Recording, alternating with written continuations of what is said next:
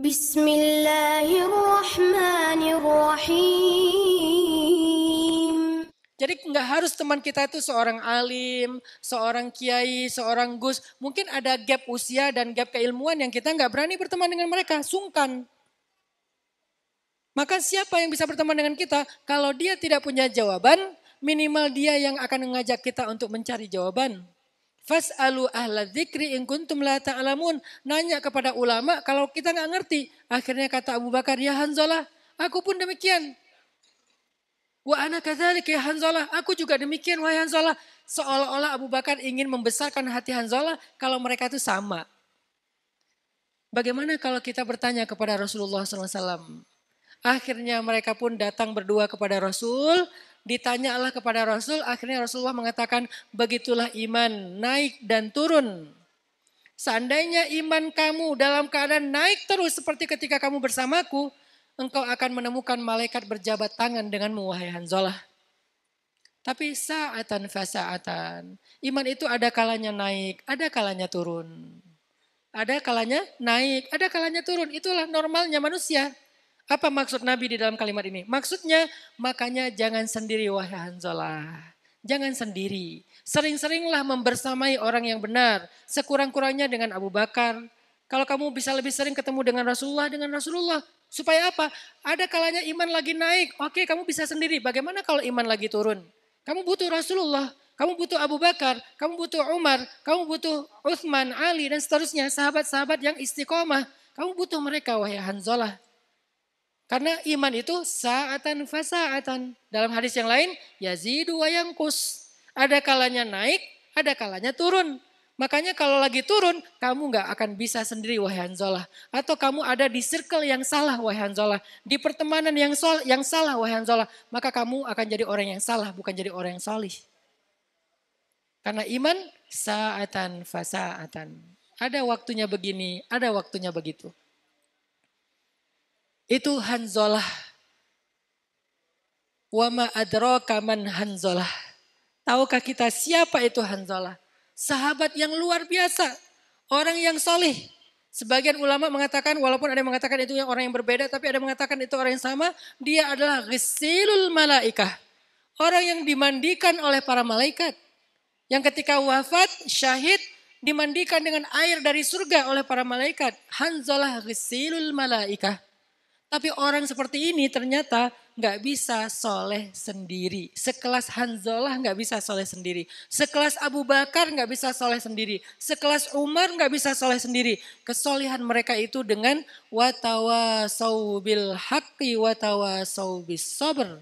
Harus dengan circle yang bisa saling menguatkan dalam kebenaran dan dalam kesabaran. Itu Hanzalah. Begitu juga Abu Umamah. Satu ketika Abu Umamah tuh duduk di masjid lama banget. Terus Nabi nanya gini kepada Abu Umamah. Ya Aba Umamah, mali araka fi masjidin min ghairi waqtis salah. Wahai Abu Umamah, kenapa aku sering ngelihat kamu di masjid padahal belum waktunya salat ya Abu Umamah. Bukan waktunya salat, kenapa kamu sering di masjid ya Abu Umamah. Apa jawaban Abu Umamah? Ya Rasulullah, humumun wa duyunun. Humumun waduyunun ya Rasulullah. Saya lagi banyak masalah, saya lagi sedih ya Rasul. Saya lagi punya pinjol ya Rasul. Lagi punya hutang ya Rasul.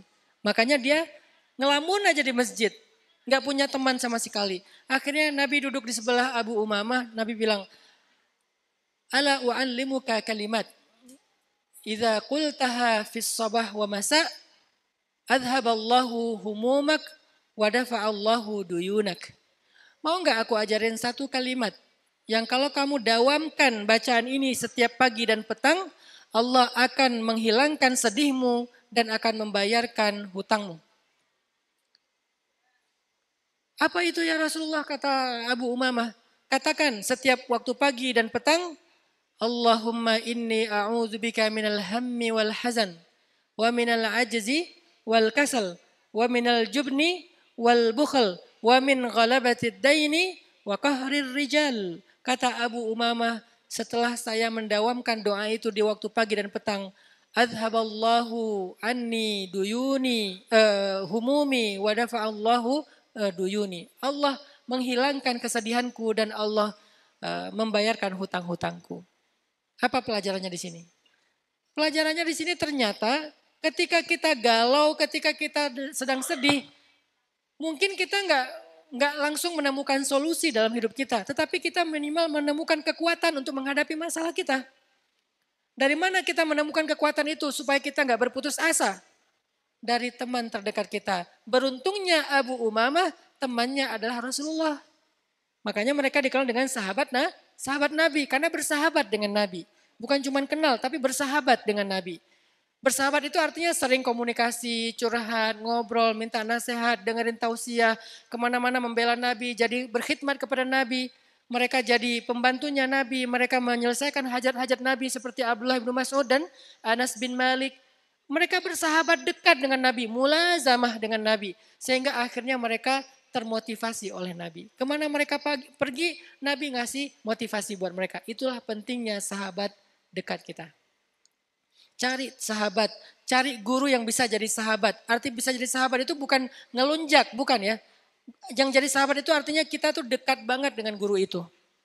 Kalau cuma dengar di tausiah kayak gini, guru itu nggak akan hadir ketika kita punya masalah kan. Ketika nanti teman-teman punya masalah, emangnya saya ada? Enggak, saya cuma ada di panggung. Berarti teman-teman butuh teman, guru yang bisa bersahabat, mulazamah dengan dia. Sebagaimana Nabi Musa dengan Nabi Khidir. Hal attabi'uka ala an tu'allimani mimma 'ullimta rusyda innaka lan tastati'a ma'iya sabra. Boleh enggak saya ikut engkau wahai Nabi Khidir?